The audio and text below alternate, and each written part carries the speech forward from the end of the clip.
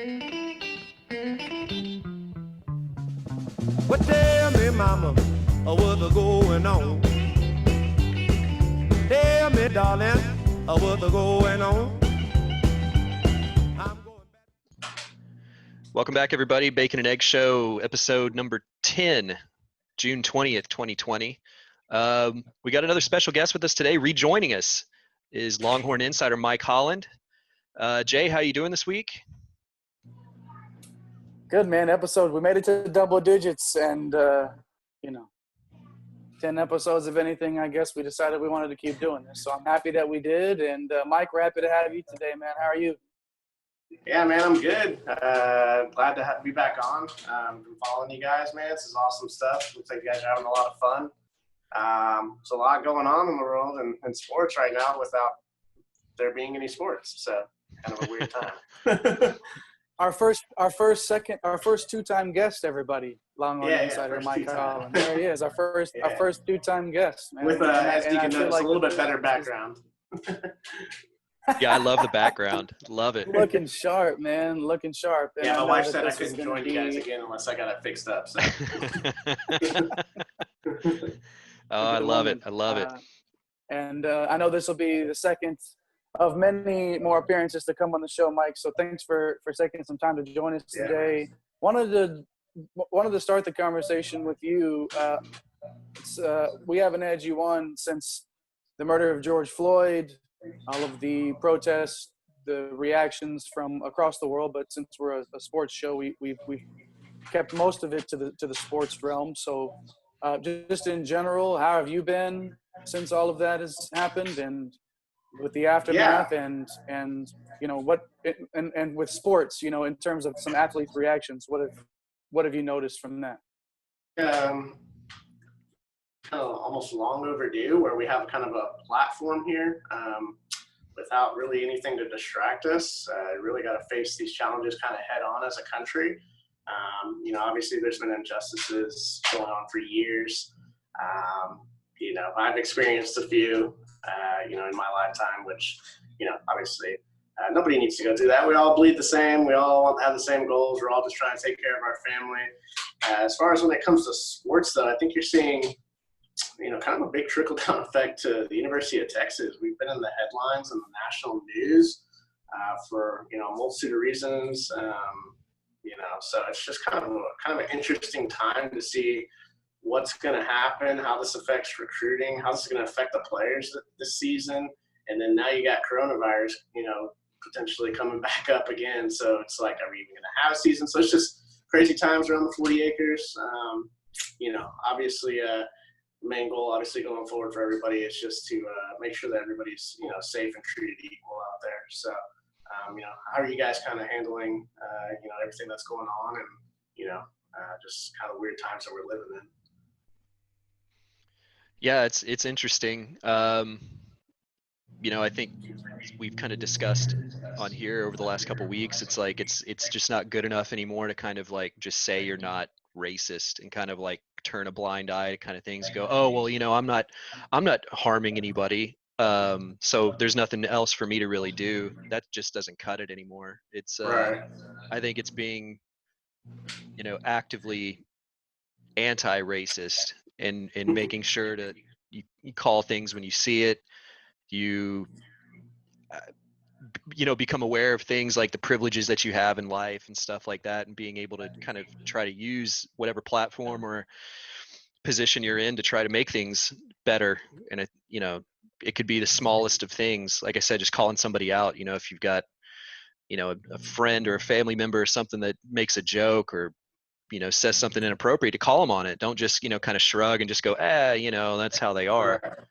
Like, to me, that's been, kind of the big first step. I mean, obviously there's a long way to go. There's a lot of work to be done, but it's, that's kind of been the encouraging part for me to see, is just more awareness from people that I'm around of that. And I think that bleeds in perfectly, like what you're saying with, what's going on at UT. I know we'll get deeper into this, but like, even, we talk about like the Eyes of Texas, and like, it's someone that attended UT, and I've sung that song so many times in my life. Yeah. You weren't, there was never this like thought, there was never the thinking of like the origins. Where did this song come from? What is it? What is this based in? And never ever having the thought of like, is this something that makes somebody uncomfortable or feel unwelcome at the university? And so it's that awareness and getting out of that kind of comfort zone of, and I know we'll get deeper into that, but it's fascinating kind of watch this all play out the way that it has. Yeah, so with the eyes, I mean, obviously, my family sang it for years and years now. I kind of knew a little bit about the history because about, I think, 10 to 15 years ago, the basketball team kind of brought up, some of the issues with this, but it just never had the platform to kind of go forward. And I think the thing with it is I know a lot of the players are upset, obviously. I think the only thing that I would say to the eyes is I don't necessarily want the entire thing just scrapped, but I think we should try to turn a negative in the beginning into something positive, because I think when everyone's singing the eyes of Texas, nobody's thinking, these racist things in their minds. They're thinking, we are Texas, we are one. And so I think maybe, adjusting maybe a little bit of the tune or maybe some of the words in it to kind of, modify, its beginning to really just try to bring us all together and use it as a positive going forward instead of just maybe scrapping the entire thing. Because there's a lot of history that doesn't involve where it started from. And so I'd hate to see it just completely go away, but I mean, I am in the camp of like there, maybe needs to be a little more, maybe like inclusivity into the song. And so I don't really know, man. It's a tough situation for obviously Board of Regents to be in and the president. I don't know, Jay, what do you think as far as the eyes and kind of? Well, I mean, to what Kerry was saying earlier, it's sort of that's basically what white privilege is Kerry and I being able to walk through and not, have any understanding that this may be making somebody uncomfortable, and whether or not these words are being changed or whether they get rid of the song altogether, they have to find a way that makes everybody. That Mikey used the word inclusive, and that has to happen. We can't afford as a country to take any more steps backward. This is everything from this point on has to be moving forward, and whatever we have to do to make that happen. The university, I think, especially the University of Texas as the flagship, of the state, will be out in the forefront of setting an example of what that means. And I think the university will do a good job with whatever decisions they make. We talked earlier, we mentioned the platform that these players have, Mike. Some of these players have spoken up saying, and these aren't, necessarily end of the bench guys that are saying, I'm not comfortable representing the university with the way that the current environment is for me. So what's your take on some of that? Yeah, so I think you've had at the very beginning of all this, you had Brennan Eagles, probably the best receiver on the team, returning.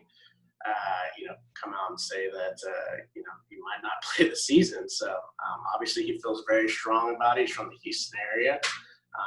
Everybody's gone through their own personal things. So you can't really judge each person, based on the experiences that you don't know that they went through. So it's kind of tough to say like he's being dramatic or whatever, since you never know exactly what he went through coming up in life. So it's just kind of crazy to think that we're in this position. I think Sam Ellinger did a really great job getting to the forefront of this thing. I think it was within the first few days of the whole George Floyd thing, he came out and said that he supports, his fellow teammates and, stands for, against, any injustices. So I think that was huge for the team. I think the team is having an issue with administration right now and kind of getting the point across to where there can be some going forward. I don't think the goal of the players is to change the entire university, but I think some of the things that are like statues and the Eyes of Texas and just the little things that just still kind of linger around that you do feel kind of uncomfortable in certain situations. Jawan Mitchell, the linebacker, is supposed to be the starting linebacker this year. he says he's uncomfortable representing the university. So I think also people forget that these kids are 18, 19, 20 years old. They're still trying to figure out who they are. And now they're trying to deal with, things that may have been suppressed in the past, growing up and things like that. And, they're here at the forefront. And I think the administration just has to try to do their best to make some adjustments and, make sure that everybody feels comfortable. So that way we can just kind of get moving forward to a better life and getting onto the field. And, these kids just want to have fun and they want to try to get to the next level without worrying about the pressures, off the field with racism and, these other things. But, it's going to be interesting to see the next few months, kind of the reaction and where this goes. If people choose to transfer, you see the kid from Iowa, the strength and conditioning coach's son had to get out of Iowa. I think he's going to Baylor now, just due to, some Iowa players saying that, they felt that he was being racist towards some of the black players. So it's just going to be an interesting 2 months. Of course, it lands in Baylor, but that's another discussion. Oh. But anyway, sorry, Mike, go ahead. Yeah, so it'll just be interesting to see what the university does as far as like removing some of these, statues and things of that nature. So we'll just kind of wait and see, and then we'll see how that reacts for the players. So. Yeah, I think the timeline has been interesting because we mentioned Brennan Eagles, who pretty early on released his statement about, if things don't change, I don't want to play, football, and and then you had the Anthony Cook tweet come out that was another player that's in line to be a starting member of the defense. I mean, this isn't a minor loss, coming out and saying, I'm not going to play anymore. And it was kind of vague language in the tweet about this isn't about anybody or the university, something, I'm just not going to play. Yeah. And then I think it was the next day that we started to see the list of demands, if you want to call them that, from the players start to come out, and about the statues in the eyes of Texas and basically what they're asking from the university. And then on the Juwan Mitchell thing, the night before, I think it was either that night or the night before, maybe I think it was the same night, where Chris Del Conte and the new university president met with the football team at the practice bubble and basically had like a kind of, I don't know if you want to call it like a vent session or something, to where the players and the administration could communicate. And then we get the tweet from Juwan Mitchell afterwards that says he doesn't feel comfortable representing the university. So I don't know what really came out of that meeting and how CDC and the new university president how they kind of addressed it. But I found that very, very intriguing that it was right after that, like, I'm not comfortable representing this school anymore. I know the administration's trying to probably be pragmatic and not make a lot of snap decisions, if you want to call them that. I mean, I don't know how difficult it would be for them to, at this point, just go, yeah, buildings and statues, that's a done deal. We can have that done on Monday. Like, how difficult is that? Especially when you see other schools around the country. Deshaun Watson and DeAndre Hopkins got the honors college at Clemson named within about 48 hours of them putting out their, putting that message out.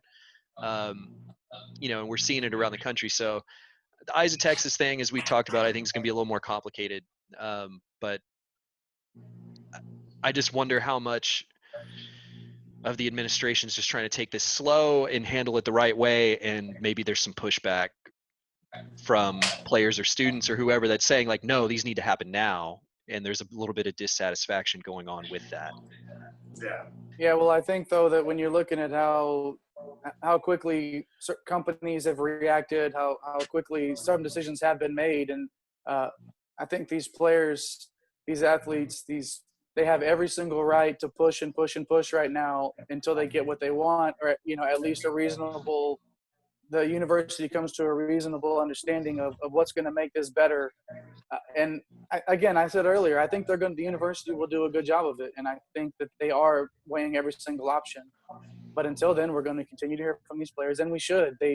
We've said for the last couple of weeks, they're not going to have a bigger platform. And Mike, you alluded to this when you came on. They're not going to have a bigger platform than they have right now to use their voice at the University of Texas, they're not going to have a better opportunity than now. So they need to keep on it. They need to keep fighting the fight that they want to fight and that they need to fight.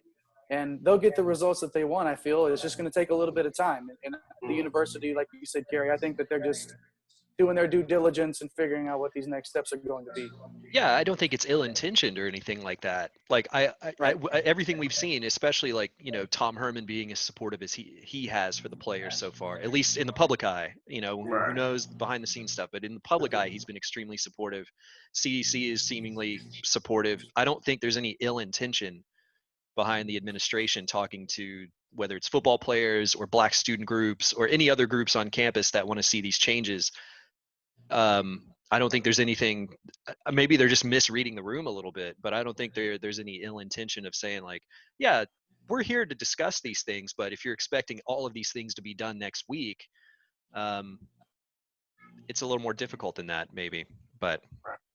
Yeah, I think the thing people don't understand too is like, we're not that far removed from, the civil rights movement. It's, 50 years. I mean, my father came here in 1968, and I think it was part of the first, it was like an honor society for blacks to come to UT. And just some of the stories is like, wow. Like, I mean, I've never had to deal with that level, but I mean, obviously there's still things that are happening out there, that we just want to move forward from. I think, like I said earlier, I think that at the end, man, we all want the same thing.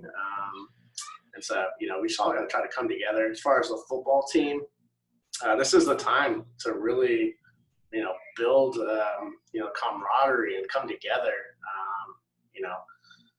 And so we'll see what's going to happen. So I'm really interested. It's probably the most interesting football season quite some time, not just with Texas, but with a lot of teams. I mean, we're not the only ones dealing with it. I think, the whole Chuba Hubbard in Oklahoma State, and that kind of awkward, whatever that was with Mike Gundy after he, was wearing the OAN T-shirt, and then 4 or 5 hours later, they're in this like really awkward video saying that they want change, and Chuba's the one apologizing. It's just a weird look, and it's I don't know. It's just weird times, man. That's yeah. I mean, the Gundy thing, if anything, kind of really brought into focus a little bit more like Tom Herman's handling of this. Mm-hmm. You'd see how poorly Gundy has gone about everything, going like even with the COVID stuff. About how he approached that, and now into this, and that I'm happy. I'm glad that Tom Herman is the coach at Texas right now for that reason, just for the way that he's in a seemingly genuine manner, really cares for the players, and I mean, that was is encouraging them to use their platform. We were talking about having, we're not sure if he's long-term, if he's the football coach at the University of Texas, but right now he's the right guy to be in this position to help sort of try to get this football team over this big hump that's in front of them right now, and to come out better on the other side of this. And I think in that regard, Tom Herman is definitely the right person to be in this job. But whether he's going to win 10 games this year and take that next step, that might be another story. But I'm definitely comfortable with him as the coach trying to get the team through this current situation. Yeah. What do you guys think Gundy's going to survive the season? I mean, this just seems like you got former players coming out. It's just I don't even know what's going to – and this is one of their better returning teams coming back. You just think that the expectations there are going to be, a little bit higher than normal. Yeah. I mean, they're being talked about as someone to contend for the Big 12, given what Oklahoma's lost and – all those things, and we don't really know how Texas is going to perform as a kind of conference favorite this time around. So yeah, I mean the expectations there. I don't know if it's really interesting, that question, because is he going to survive to the season? Because I forget his name, but it was a former Colorado player that came out this week that said that Gundy dropped the N-bomb on him in a game when he was a player at Oklahoma in 89. And that he, Gundy still hasn't apologized and all these kinds of things. Like, you just wonder, especially like the ex-players and stuff like that, how much does this start to snowball a bit? And especially if we start getting into camp where players like Chuba and other leaders on that team don't really feel like Gundy is addressing the issues the way that he said he probably would to make that video and kind of hush this thing up, to where they just go, you know what? Screw this. Yeah. We're not going to be here for the opening game if he's still here. And then Right. Oklahoma State's forced to do something, or Gundy has to walk. I don't know. It's going to be fascinating. But Jay, what do you just a think? quick heads up, guys. I'm sorry, we got a Zoom mandated break coming up here in just a sec. So let's break it right here real quick, and we'll come right back. All right. Sounds good.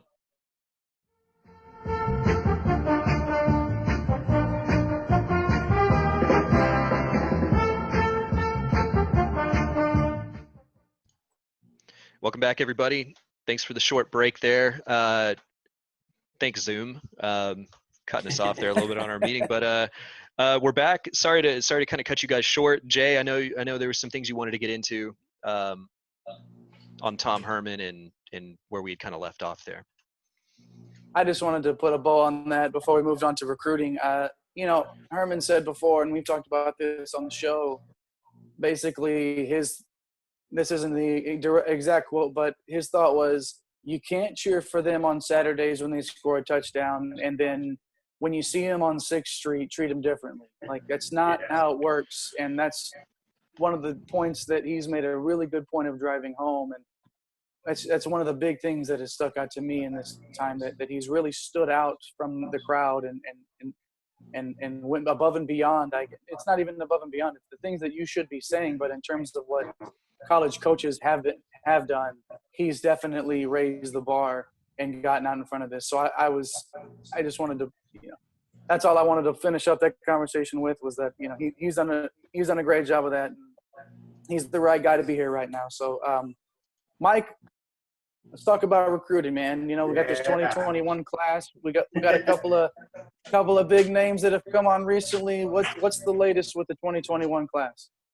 Yeah, guys. So on the 15th, I believe it was this past Monday, Texas scored a couple of big commitments out of the Dallas-Fort Worth area. Actually, 2 guys in the secondary. To be J.D. Coffey out of Kennedale, and you have Ishmael Ibrahim out of Dallas-Kimball. So these 2 guys, man, these guys are studs. So it's a really good pickup here. They were expected to commit together. They put out a video on Twitter together. So it was kind of expected that Texas would, get these 2 guys. And, great job by cornerbacks and secondary coaches, Jay Valai, and then also obviously Chris Ashley, the defensive coordinator, for getting these guys in.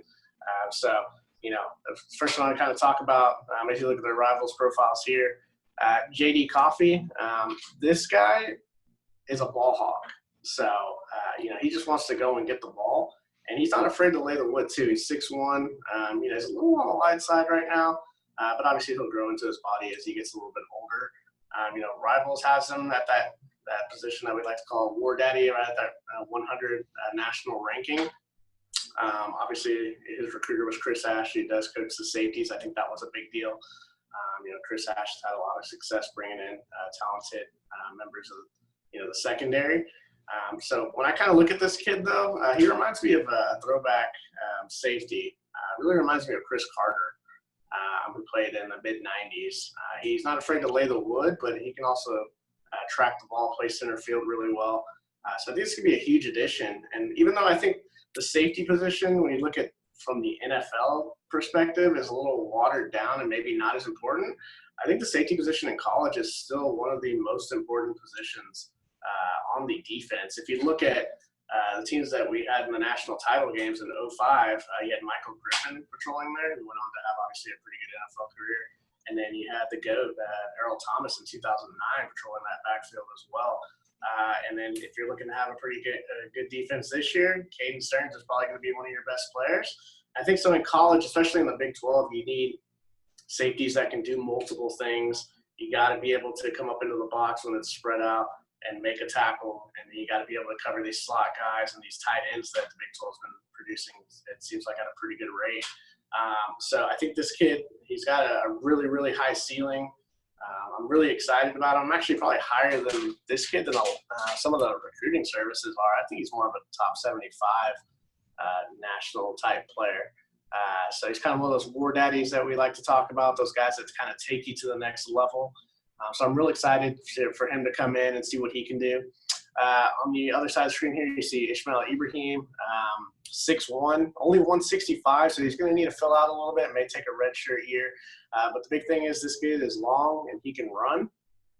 He's a top 30 player in the state, consensus top 25 to 40 player on other services.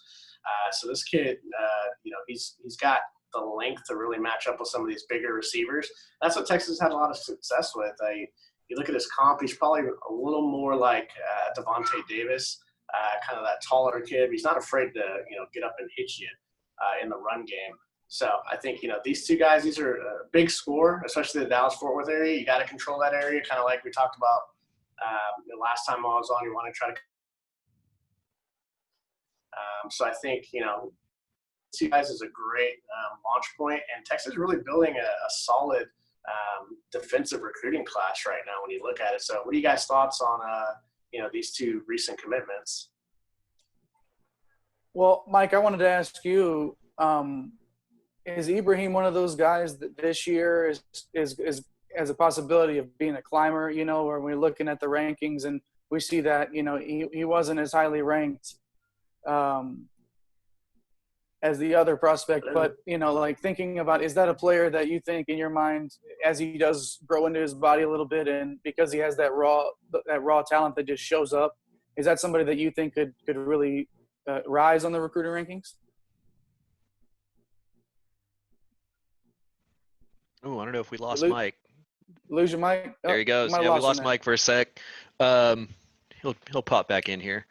But what was your thought? What were your thoughts on that, Kerry? Do you think that go ahead. Oh no, I think I was thinking along the exact same lines as you on the Ibrahim recruitment, in that you look at the frame, you hear about the athleticism.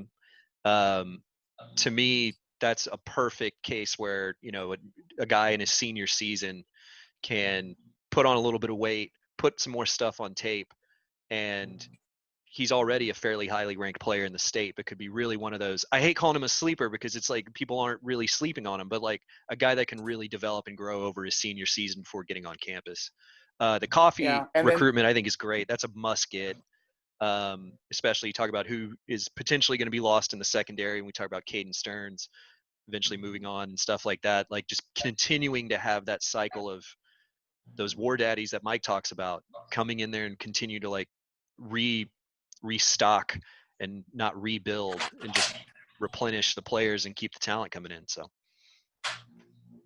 yeah, and with Ibrahim, it's like one of those things, Mike mentioned taking a redshirt year earlier, and so he's basically got 2 more years before he even is going to think to see the field. 3 actually, so I mean he has time to grow into that, and when you see that length and that raw ability, those are the kind of guys that you get on early and you just watch them. The rocket gets strapped to him on the rankings. I feel like he's going to be one of those guys that's going to take off. Well, Mike, are there any players that are sticking out right now that UT is in a big battle with, some of these bigger names that are standing out to you?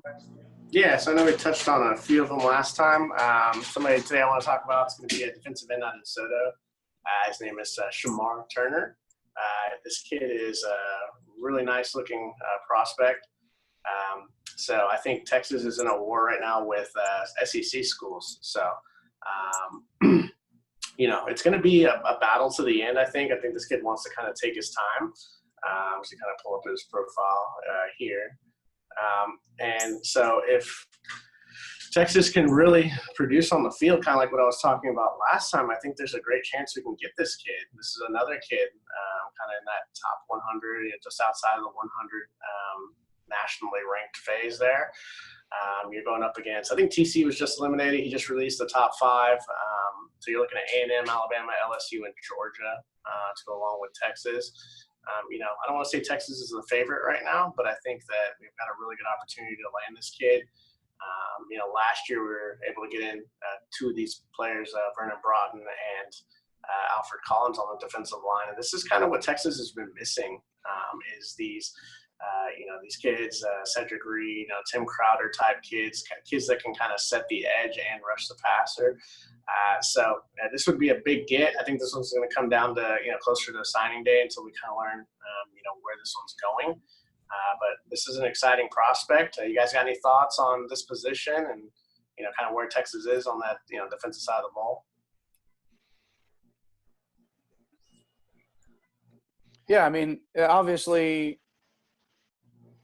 with the defense previously, with the defense insisting on having 3 down linemen and not putting the defensive ends in a position to really be successful.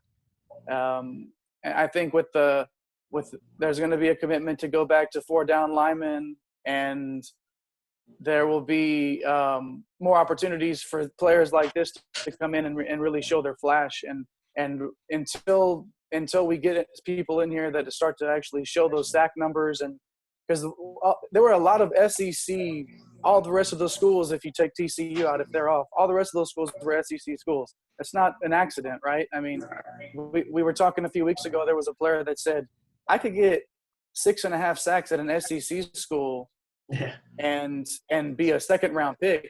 If I get 6.5 sacks at Texas, I'm not getting drafted. So, until those players start to really, until the scheme is fit to where those players really start to show out, then we'll start to attract these players like Shamar Turner and really start to get that higher quality one. Kerry, what do you think about this guy? Yeah, completely agree. I think he's a good player.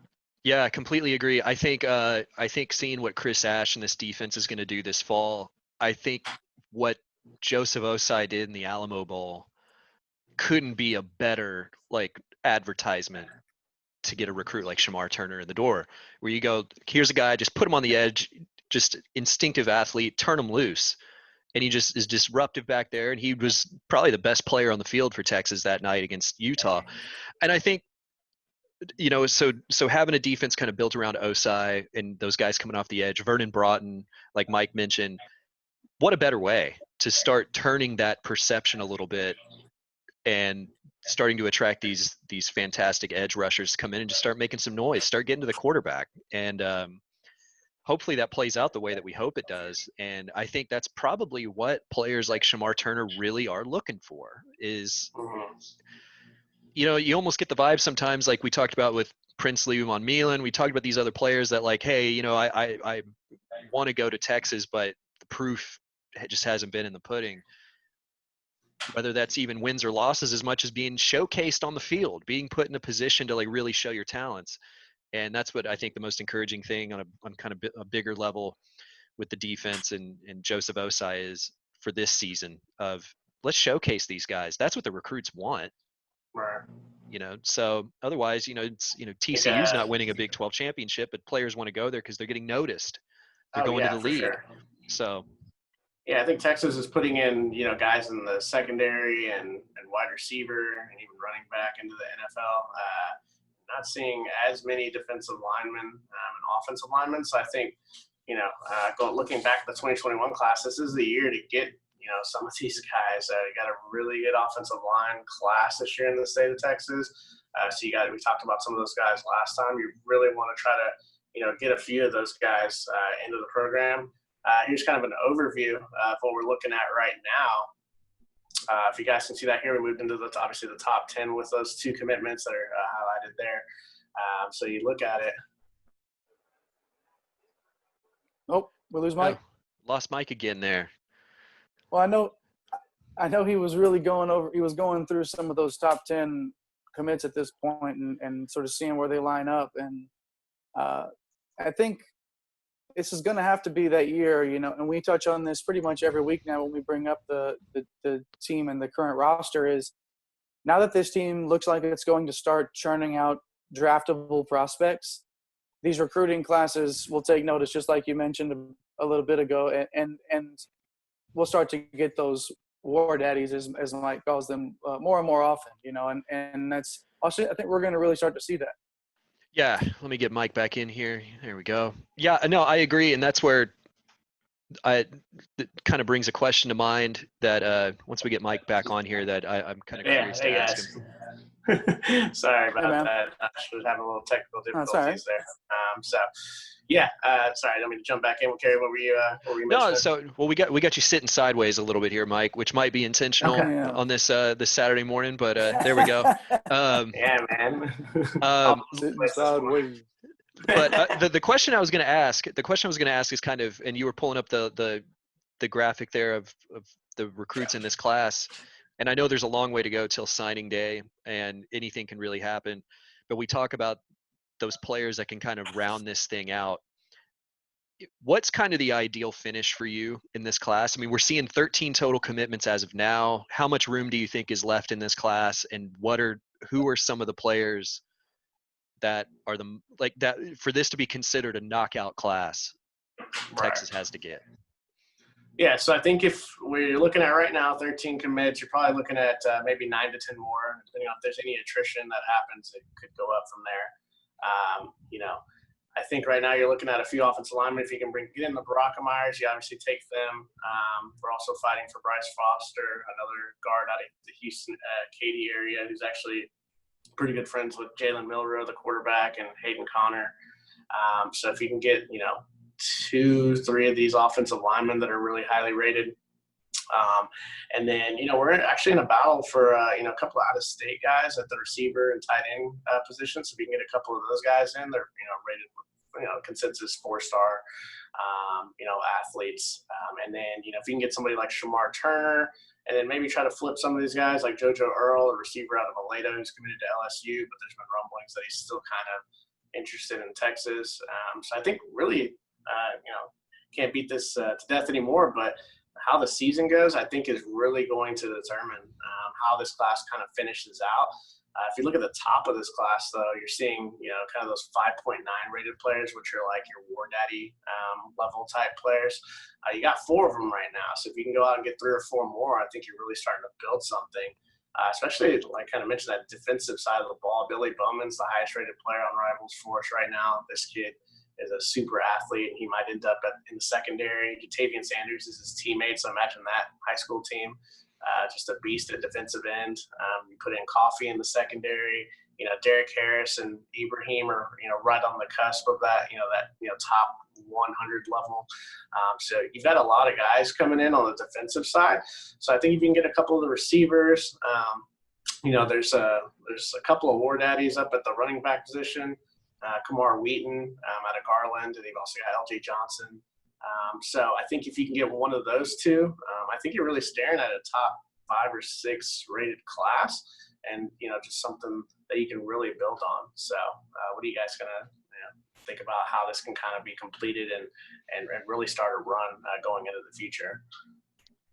Well, it's the thing that jumps out to me immediately, just looking at the list and talking about who we're talking about.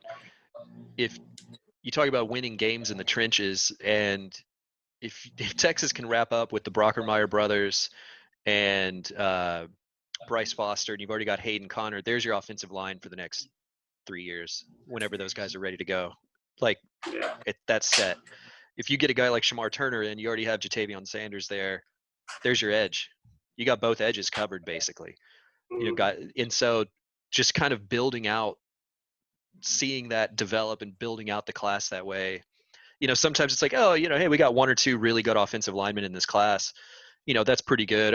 We can continue with that. But to see a situation where Texas potentially, long way to go, could get 4 to 5 really, really, really good offensive linemen in one class is encouraging. Let's hope it plays out that way. But that's what jumps out to me looking at those rankings, is talking about really building from the front, if you will. So. No, completely agree. Jay? Yeah, and the Brockermeyer brothers were Mike, that whole time you were talking, the Brockermeyer brothers were the ones that I was thinking about in terms of those high level prospects that would help put this class over the top for me. Basically, there hasn't been a draftable offensive lineman in this school for such a long time. And now you're looking at Sam Cosme, that is the next one in line probably. But to get those guys that are, they're going to come in, they have the pedigree, they have they check every single box, and that they're going to be football players for you, good football players for you. The Brockermeyer brothers are the biggest part of this class that is not included on that list, that I feel like they have to, whatever they have to do to get those guys on campus is necessary. So that would really put that over for me. Hey, you mentioned anything else on recruiting? I wanted to touch on one position already on the people with the guys already on the roster. Was there anything else we wanted to touch on recruiting? We lose Mike again? Did we lose Mike? Man, Mike. Zoom is not our friend today, man. Man, yeah. Weird. The technical difficulties are there today. I'm gonna have to get our money back from Zoom on this. All right, here we go.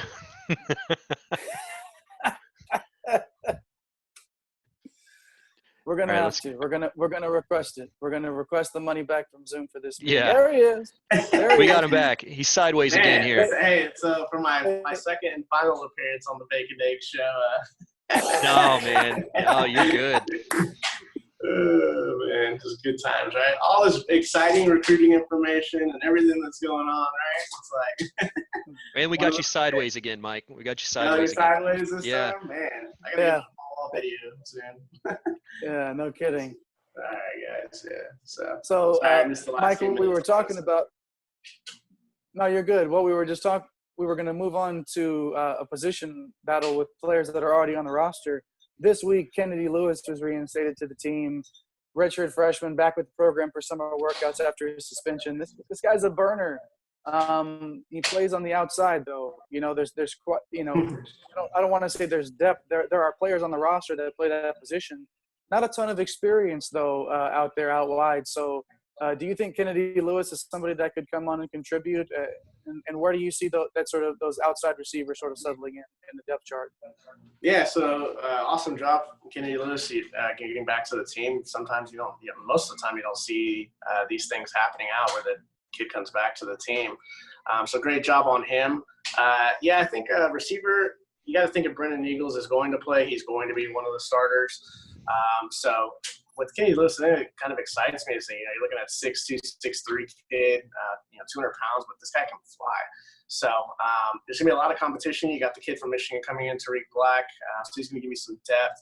Vontae Woodard was a really highly rated recruit, just really hasn't had the opportunity yet to, kind of showcase his talents. And then obviously you have Malcolm Epps moving to tight end, so that's going to kind of open up, some of that playing time at that position. But you got to think, slot's probably going to be locked up with Jake Smith. Jordan Whittington's probably going to occupy that. Josh Moore played a little bit there when he wasn't suspended the previous year. So I think you've got a lot of pieces to play with. I think it's going to be a battle as soon as they're able to kind of open up training camps and things like that. It'll be really interesting to see how Kennedy Lewis does, because you can't teach the combination of size and speed that he has. I think he's probably one of the most intriguing receiver guys that we have on the team. So it'll be nice to see what Tom Herman and the staff can do with him, Mike Yursich, if he can put him in positions to really utilize that speed. And I think the receiving core, while it may be on the, kind of the back burner as far as most talented positions on the offense, I think it's got a lot of upside. So I'm really, really interested to see how these battles kind of shake themselves out. And I'll tell you one player that I'm super excited for is Jake Smith. I mean, he kind of set the team on fire the first few weeks, and then might have hit that freshman wall. He's from Arizona, so he might have, wanted to go back home, just, all those things that kind of set in. But he's a Gatorade National Player of the Year, and I think that, coming into this next year, I think this kid's going to be a star. So. Yeah, and I think there was also Marcus Washington's another one that was an interesting prospect that came in kind of highly touted out of the St. Louis area, I think. So out-of-state guy. But that I think what's intriguing to me looking at this receiver group is how this is going to shake down, and if there's going to be any kind of attrition coming from this, because there's only so many spots on the field. And I think we've kind of hit on some of those names, like, Whittington's going to be on the field. That's a guy that's going to be taking a spot. If Brennan Eagles is in fact playing this fall, he's going to be on the field. So where do the other positions, kind of who starts filling up those other like 1 to 2 regular spots on the field, on every Saturday, and you start going, okay, Tariq Black, Josh Moore, Marcus Washington, Vontae Woodard.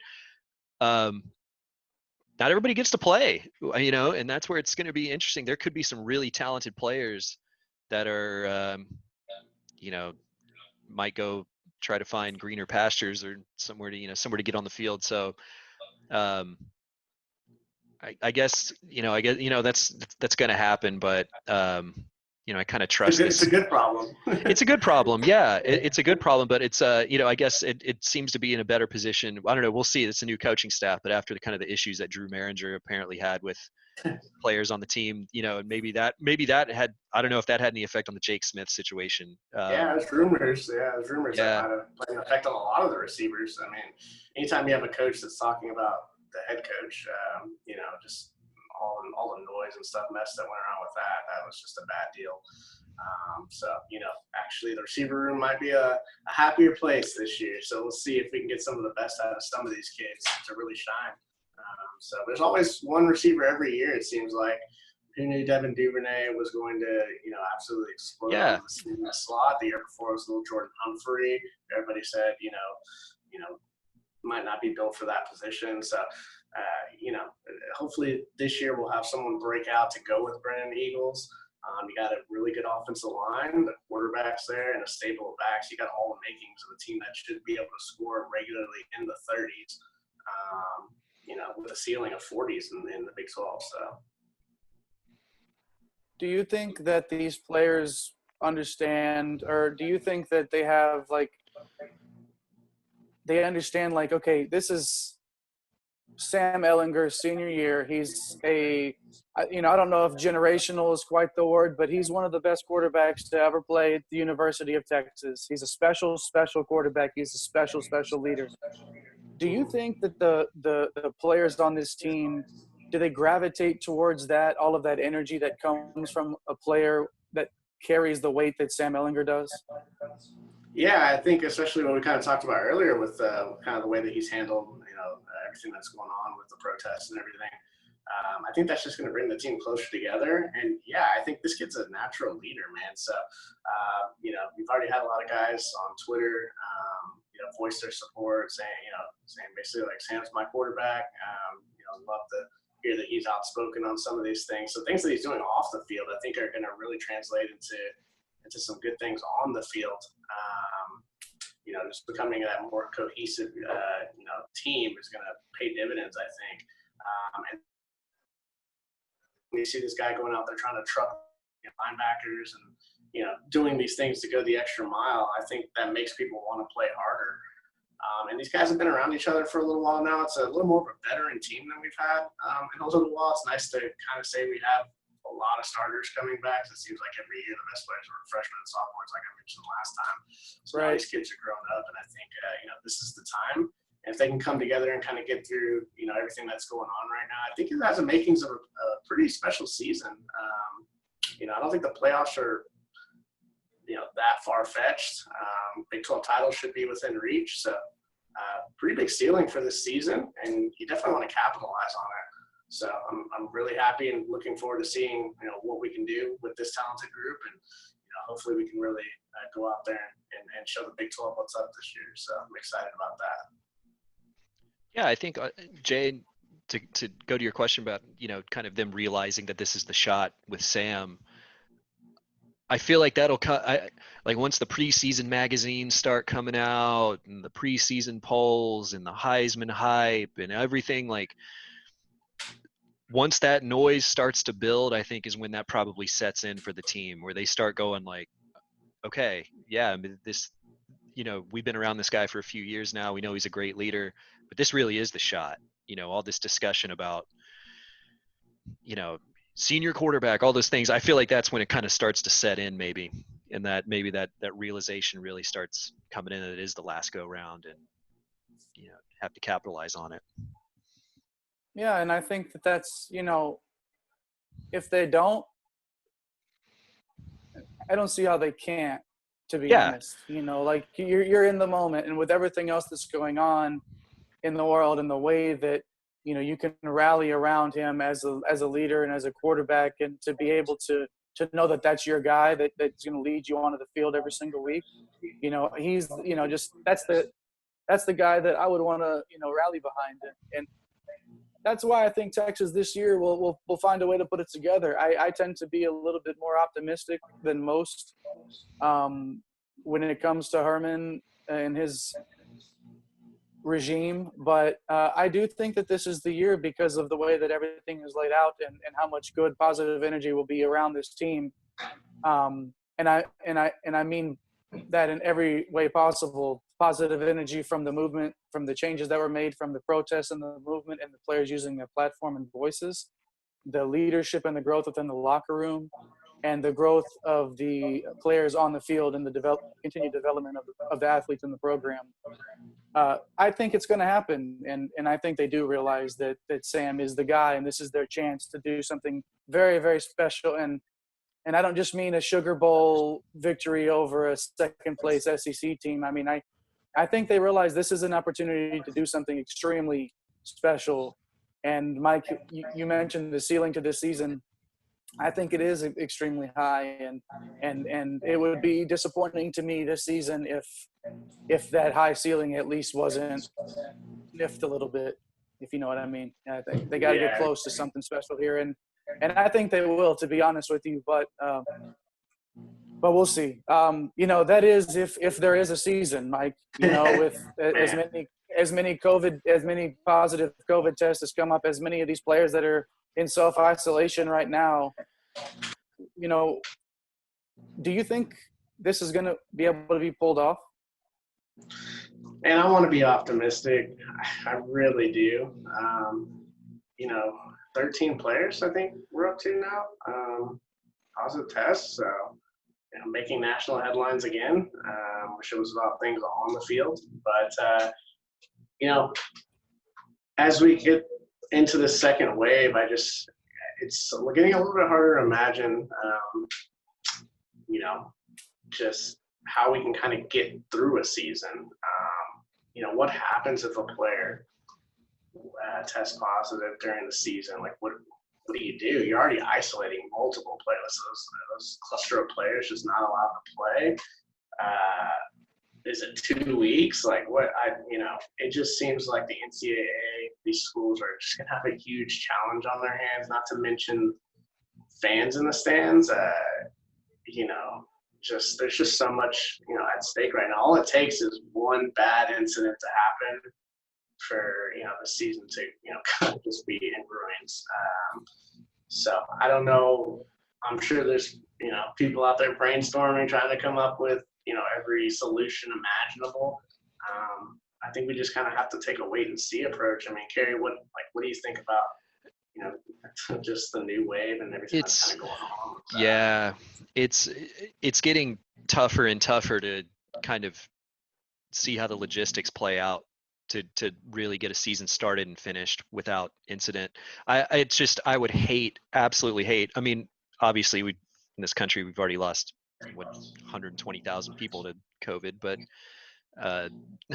that's official. But I mean, does it get to a point where, like, I know these guys are healthy, they're athletes, they're young, so they're a little more prone to, a little more apt to, like, not be affected so much by the virus. But, like, what if somebody, like, God forbid, a player gets sick and passes away from this because they were exposed because of 50,000 people being allowed into a game, and and that's where I think this is going to be really. We saw this conversation with March Madness. I have a feeling it's going to be getting to that point where everybody wants a season, but once it gets closer and closer to the brink, they're going to go, I don't know if this is really going to be worth the potential trouble and disaster that could come from it. And I'm with you guys. I mean, I'm optimistic. I want a season to happen. I think that if things were handled properly, we could get it, but that's the magic, if it's handled properly. And I just think with college football, at least, you're talking about so many institutions, so many players, so many fans. It's not like a 32 team NFL where you only have 32 franchises that you have to lock down in different cities. We're talking, what are we at, 119 or something NCAA Division I programs? Like, that's a little tougher. So that's just Division I numbers, right? So you're not even taking into consideration the Stephen F. Austins, those what used to be called 1AA. What is it? FCS, I think. Yeah. FCS now. Yeah. So it's interesting to see where this is going to go. Mike, before we let you go, I wanted to talk to you about the NBA a little bit. I know you follow the NBA closer than anybody else I know. So I wanted to get your quick take on sort of the bubble idea and the way that they've set up to finish out the season with the 8 regular season games and then going into the playoffs. Man, I'm just having a hard time seeing this one happen too, man. There's a pretty big spike happening in Florida right now. So what do you do with the older coaches? I'm a Spurs fan. So Greg Popovich is obviously an older coach. It's kind of unimaginable. I don't even want to think of a scenario into which, something terrible could happen.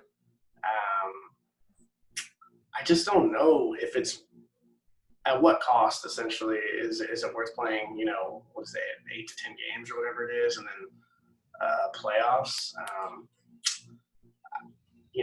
I want it to happen. How do you keep all these guys? Because you can put rules in place, like don't go anywhere, don't do anything. Come on. I mean, somebody's going to do something. I mean, it just seems inevitable. So, I don't know a realistic way that they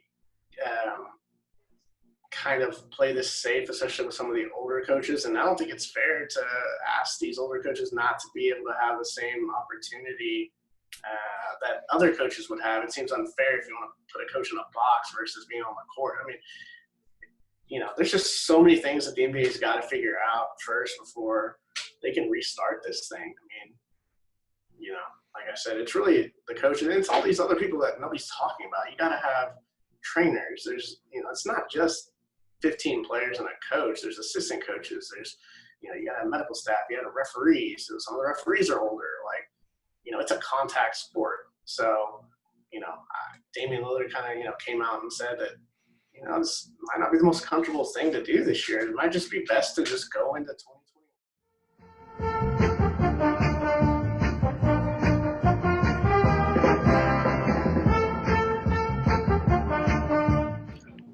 Welcome back, everybody. Another Zoom mandated cutoff break there. Thanks, Zoom. So we're back again, Bacon and Egg Show. And sorry about that, Mike, cutting you off there on your NBA point. Was there anything real quick you wanted to add to finish out on the NBA thing, or? As fast as Zoom cut us out on this meeting, man, it's about as fast as someone catching corona in the NBA could stop the season. So, yeah, no kidding. Yeah, I just find it hard to.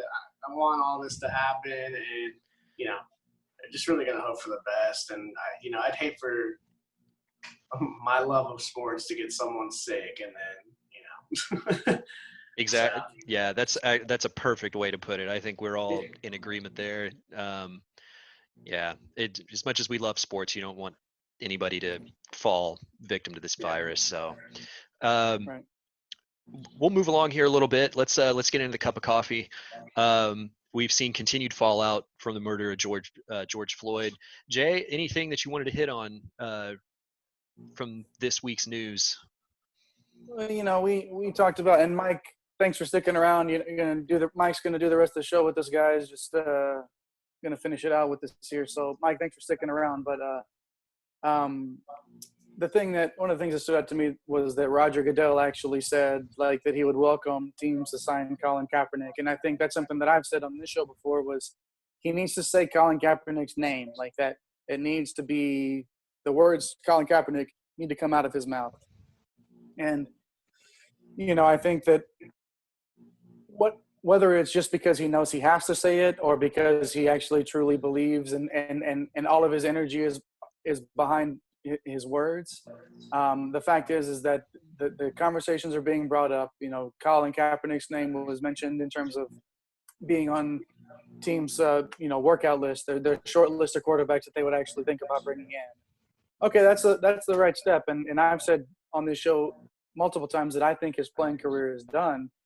But just the fact that he's a part of this conversation again, I think speaks volumes about where we're headed with the league. Yeah, I think we still haven't heard from Jerry Jones. I don't think you're going to. Yeah, I don't think we're going to. What was it? Gerald McCoy this week, I think, even came out and said, I'd like to hear something from Jerry Jones. You know, I think a lot of people would. I think on your point, you know, Goodell actually saying the name is huge. But again, like we've talked about here before, it won't matter unless the owners do something about it, because they're the ones that really hold the keys to this. And we'll see. I heard rumors about Kaepernick and the Chargers potentially being a good match, which could be interesting. So we'll see. Mike, anything you want to add on that? Yeah. Man, I just feel some type of way about that. Like, it's just, if I'm Kaepernick, I'm not even going to sign with the team. Like, it's too little too late. Like, where was this 4 years? Or was it 3-4 years ago when, you know, we know he could still play? You know, it's just, I don't know. I don't even, it just gets my blood boiling just thinking about the Goodell video saying we're wrong and blah, blah, blah. It's just like, okay, man. But you're only wrong because of what's happening right now. And you don't want to lose your viewership. And like, oh, yeah, it's just like, it's for the wrong reasons, I feel like. Right. So it's just. So yes or no, Mike, yes or no, does Colin Kaepernick playing again in the league, does it elevate, like, is it sort of like, does it make any difference to you, yes or no, if he would play in the league? I mean, if he plays in like the in terms league, of the movement. Yeah, I think it helps the movement, obviously. Just because anything positive coming from it, I think is really going to help things push forward. But the reasonings behind it, I just, you know, there's always going to be that why now. You know, he was blackballed by the owners and Goodell. So it's like, you know, one of those things where it's like, yeah, the movement, it would be great to see it happen. Can he play? I don't know if anybody really knows now. I mean, it's been so long. So I would like to see him get an opportunity just out of, like, you know, he gave up. I mean, you never know what kind of contract he would have got coming off from a Super Bowl appearance. And then you never know where his career could have gone. He could have, never know, could have been an all-time great. And all this just, you know, so we'll see. I'd like to see it, but I also don't want to see it. It sounds kind of weird to say. It's just one of those things. That's the times that we're in right now, right? Yeah. You know how many jerseys he would sell? Like how many T-shirts and jerseys he would sell? Like that, the merch that would get moved. Mm-hmm. You know, I mean, I'm not saying that's the reason you should sign Colin Kaepernick, but like there are other things that would come from it other than just because it would be a media circus, obviously, but you know, the merch sales would be through the roof if he made the roster. And I mean, and that brings up a whole other issue. Like, what quarterback wants all that going on? You know what I mean? Like the starting quarterbacks, you know, he's not going to be signed to be the starter or something. Yeah, Tyrod Taylor or whatever. But it's like, man, that just creates a whole thing for the entire team to kind of deal with. And it's just like, that can backfire on him in the locker room. Even though a lot of players will support it, it's like, you know, at the end of the day, some of these players need to get their money too and get their attention too. And it's just like, you know, this could kind of create a whole wave of different things. So yeah. I don't actually think he's going to do it. Even if he was given the opportunity, I don't know if he's going to. I think he's got a lot of other things that he's really focusing on right now. So yeah, it could be a huge distraction for everybody involved, and those things typically don't end well. So yeah, we'll see. It'll be interesting. Well, and another player that's kind of in his prime in a different sport, DeAndre Yedlin is considering not suiting up again for the United States men's national team in soccer. We saw him speaking out. You know, currently he plays for Newcastle in the Premier League. The murder of George Floyd, he was pretty vocal about the situation in the United States, being one of only 2 American players in the Premier League. So there was a focus, and being a Black American player in the Premier League, there was a focus on getting his opinion, and him having kind of a platform to speak out. So what do you guys think about saying, you know, he's considering not playing for the national team anymore. It's kind of a different dynamic than we've seen with some other athletes, whether it's Kaepernick or, really whoever, talking about walking away. Yeah, to me, that's like, if somebody that's equivalent of boycotting the Olympics. Because like that, to me, it's like you're on the national team for the World Cup. There are other tournaments, there are other things that happen when you represent the United States of America. But to me, in my mind, it's like you're on the national team for one reason, and that's to win that big tournament every 4 years. So basically, like saying, I'm not going to participate with the team that is trying to accomplish this massive goal, because I don't feel comfortable representing, playing with the flag on with the flag on my chest or whatever. Like, I could understand that. I mean, I obviously don't know directly where he's coming from, but if he would make that decision, I would, I don't know how I'm trying to explain this, but I would support his decision. You know what I mean? Mike, what do you think? Yeah. Going to the UT football games, ever since the whole Kaepernick thing, going to be pretty candid here. During the national anthem, I have pride in my country and things like that, but kind of watching what happened to Kaepernick during the national anthem, I'm not really focused on the national anthem. I'm thinking about race-related things and things that are going on, and it's just sad that that's how I have to, feel during national anthem. You know what I mean? It should be about pride and moving forward, and everything this country should stand for. And not that I want to kneel or anything like that, but it's just, I think a lot of African Americans, it's just a really tough situation to try to navigate. How do you bring about change without doing something like, not representing the United States on a soccer team on a broad spectrum where millions of people can see it? Because those type of things start conversations, but you also go risk, your career and, things like that, like no different than Kaepernick. So, I've never been obviously in that position to make that huge of an impact, but I can understand where he's coming from. And I think that, whatever he decides to do, he's got to be willing to accept, anything that could damage, like, his brand and just backlash and things like that. And he's also got to be able to support it going forward. You can't just do it because it's the popular thing to do right now. You got to choose how you feel about it and handle it how you're going to handle it. And you got to be ready to accept everything that comes with it. So we'll see what happens. It'll be interesting to see. All these sports stories are going to be really interesting follows. So as there's no sports going on right now, there is a lot of stories going on in the sports world. So. Well, and it's an interesting one that came up the other day on the subject of the flag was, this one's about a different flag. The SEC announced that it was basically urging the state of Mississippi to change their state flag, which currently contains the Confederate flag. Otherwise, they won't be hosting. The SEC will not allow any postseason championship events to be held in the state of Mississippi. So things like baseball and softball regionals, tournament games, stuff like that won't be held in Mississippi. This is a pretty big move by the SEC, right? To kind of really outright say that this has got to go. I mean, it kind of, we all have, there's kind of the stereotypical view of the SEC, but like for the SEC to kind of come out and really put this to the state of Mississippi is a pretty big thing, isn't it? Yeah, I think it's a really, like, I couldn't believe it, to be honest with you. I still actually don't really believe that that was the statement. I had to look it up to make sure that it was real. But yeah, maybe that's just a sign of, people ready to move forward. And people that are left behind, see you later.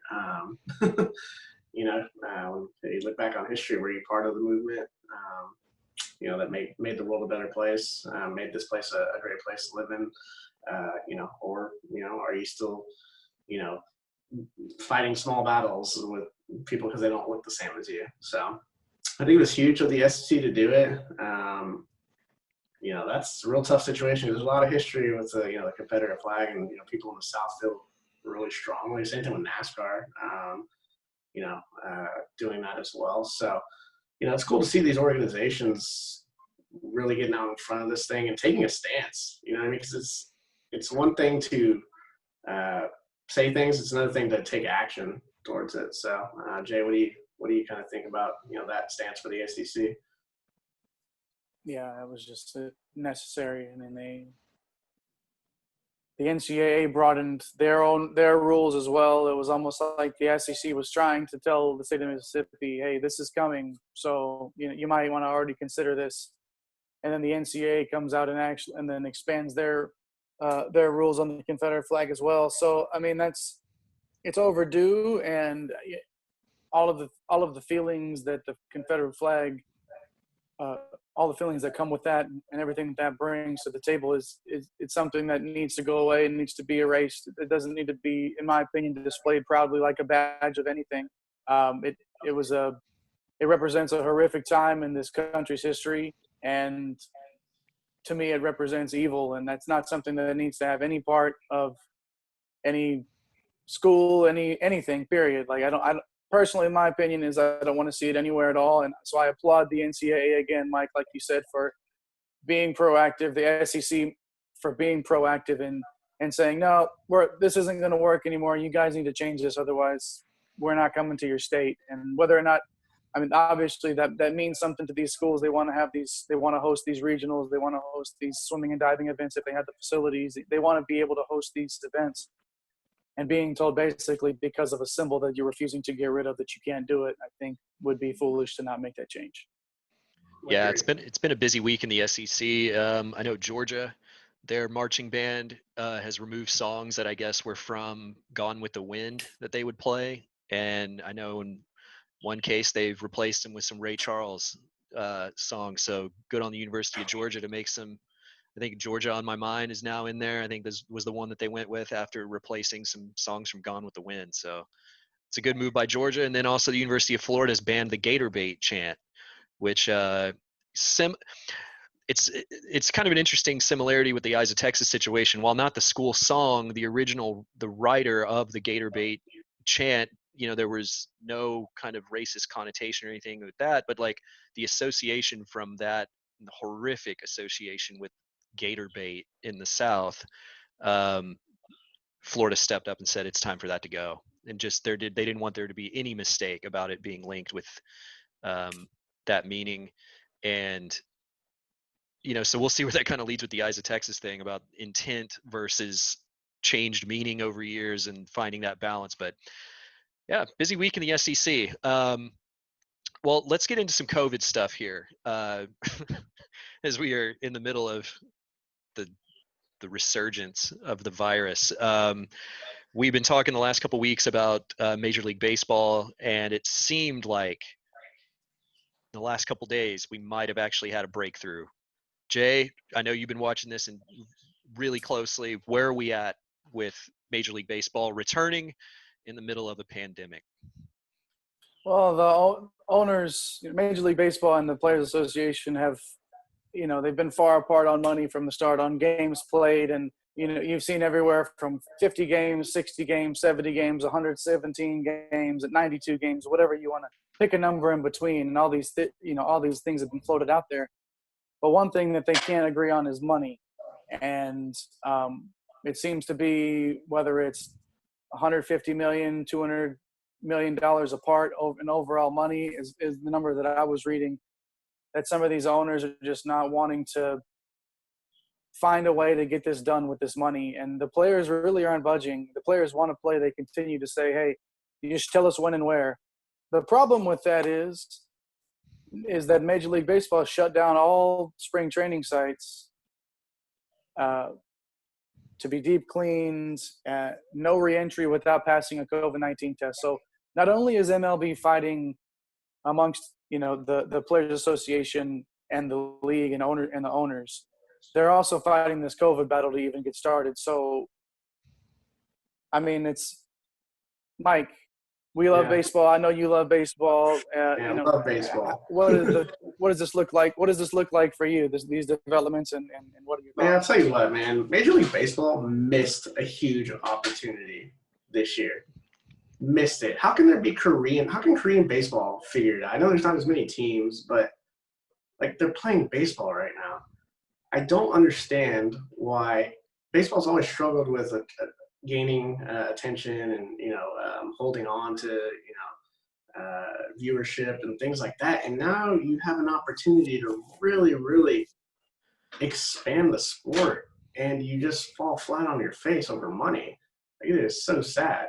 NASCAR. I'm watching NASCAR. I know we joked about it last time, but honestly, like I know the NASCAR drivers, and I have no interest in that. Now I'm like waiting for the race, later today.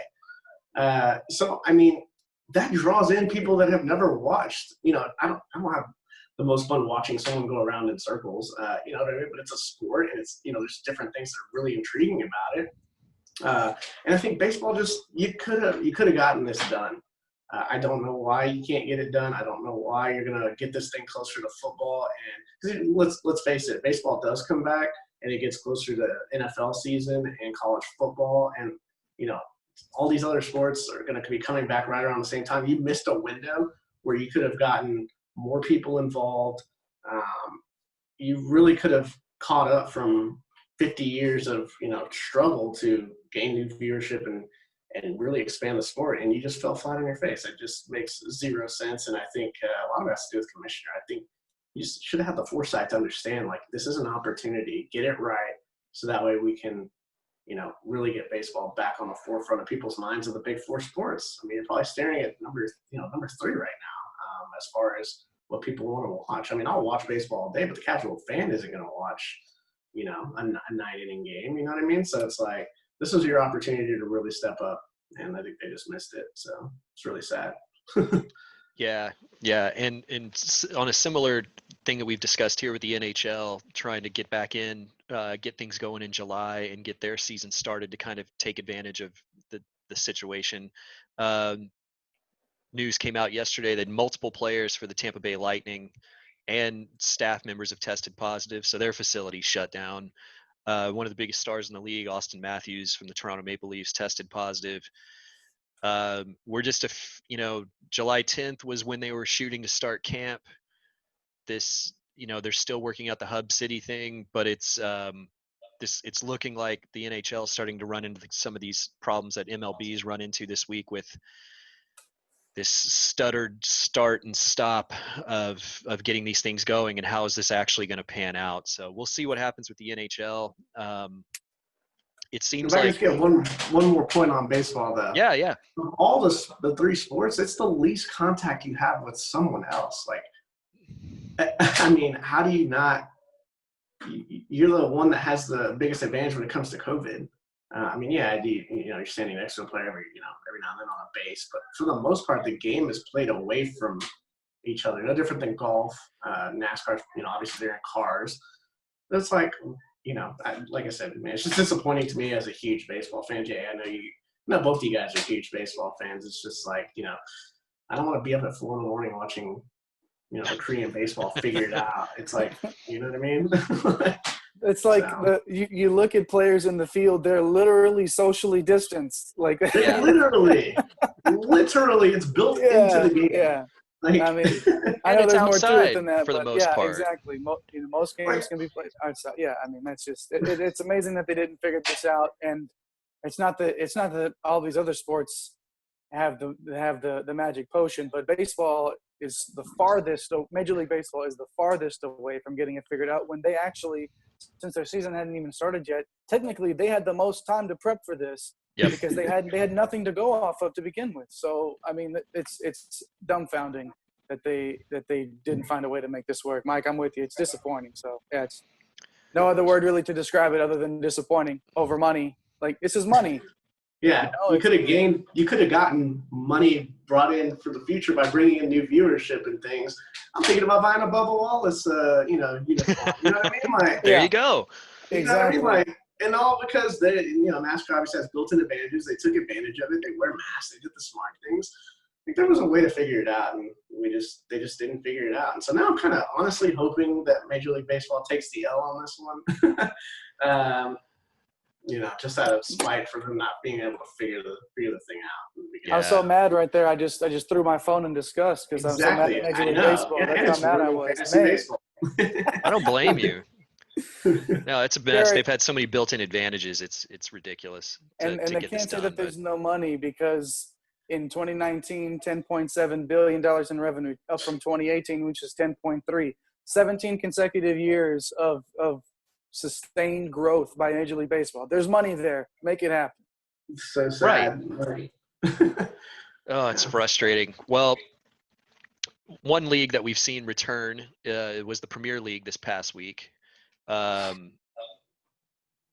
Again, playing in empty buildings, piped in crowd noise, all the fun stuff that we've seen over the last month or so from various European soccer leagues. Arsenal returned. They got a little baptism by fire to open up the season with a trip to Manchester City, or reopen the season with a trip to Manchester City. We won't go into the horrific details of that. It was an ass kicking and awful and really unenjoyable. So then this morning, had the second match at Brighton, a match where Arsenal had to get all 3 points to really stay in the chase for a European spot. Arsenal went ahead 1-0 from Nicola Pepe. Great goal. I think it was the 68th minute or so. And in classic Arsenal fashion, Brighton leveled it up a few minutes later. And then in the 94th minute, scored the game winner. So Arsenal now restarted with 2 consecutive losses, their first 2 losses in the league of 2020 and under Mikel Arteta. I think this basically, not to mention Bernd Leno getting a horrific injury today. He's clearly done for this season and probably will miss a significant chunk of the following. Yeah, I think it's pretty much time to nail the season shut on Arsenal's chase for a European spot and go ahead and give Arteta the leeway to start rebuilding this team as soon and as quick as he possibly can. It's just a disaster.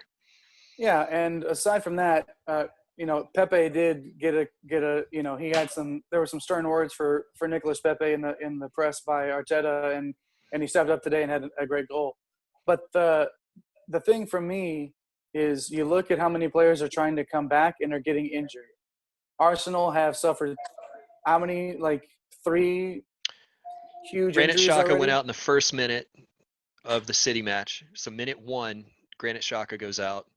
Pablo Mari goes out in the 20th or so minute. He's done for the season. We still don't know about Xhaka. Then Bernd Leno today, which was from a foul. That was, it was a forced injury. So I wouldn't so much blame that on fitness or anything. And then it even looked like Alexander Lacazette got an injury later on in the match and came off for Eddie Nketiah.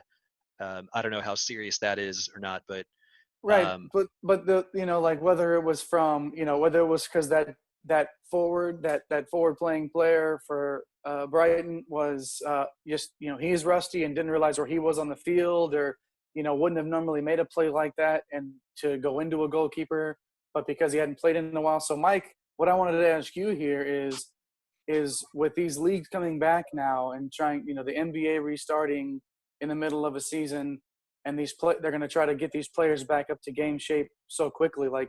Do you think that these injuries that Arsenal are seeing are, do you think that this is something that's going to happen in the NBA as that starts to open up? Yeah, I think so, man. Although I did read a report, I don't know if this is just a rumor maybe, that the Lakers have been secretly practicing. LeBron trying to get that ring. In LeBron's cave or something? His private island. Yeah, exactly. But yeah, you got to think that restarting all these leagues without any training, I mean, these guys are, they're used to a certain year for them, off-season workouts, training camp. And then you're just going to throw them into a scenario where, you're exerting full energy and maxing out athleticism. You're going to see some pretty terrible injuries. And listening to you guys talk soccer is beautiful. The only thing I know about soccer is I've gambled a little bit on it with the German league with guys that I can't even pronounce their names. It's a sport I definitely want to get more into. you know, obviously I think it's actually one of the most athletic sports that's out there. I mean, a midfielder I think is probably one of the top athletes in the world, having to play both sides of the field like that. But you know, as you guys are talking about it, I just was still steaming about baseball, thinking like these guys are like touching each other and like, you know, they're not as in close contact as some other sports. So I'm thinking in baseball, you're wearing gloves. Like you have a glove on your hand. Like it just fired me up even more. Just thinking about why there's not baseball right now. So, yeah. Yeah, well, and Mike, if you're looking for a Premier League team that'll constantly break your heart, boy, do we have a side for you to support. Oh yeah, Okay. we have a great recommendation to make if you Yeah. want your weekend ruined as soon as you wake up on a Saturday. So I think my weekends have been ruined enough on Saturdays. yeah, it just adds to that fun. Yeah. Just pile on, I think I was man. throwing a birthday party for my son and I had to kick everyone out when Iowa State hit the field goal last year. So I was like, off an offsides penalty. Oh man, that was Yeah, let's get to football season before we bring that one back up. Let's get to the Iowa State preview before we talk about that one. We got a few minutes left here. We'll get into the breakfast wrap. I know we kind of had some Austin FC stuff to talk about today, but we can hold off on that. There's no real news on that front. But let's get into a previous guest here. Jay, you got a little news to share about a previous guest on. Yeah, friend of the show, class of 2021 recruit Ian Mota has received another offer. If for you guys that didn't tune in, he's 6'6" wing out of Allen High School. He's gotten a handful of offers. His most recent one, though, is from Central Arkansas. So he was offered from Central Arkansas this week.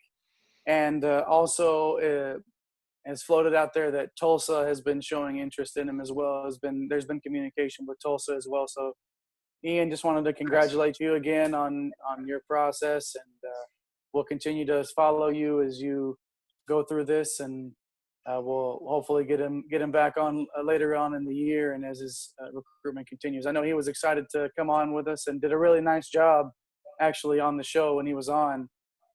So we're looking forward to watching him and having him back on later on. Yeah, and it's good having a direct line to Steph Curry too if we want to be able to bring him on. Yeah, man.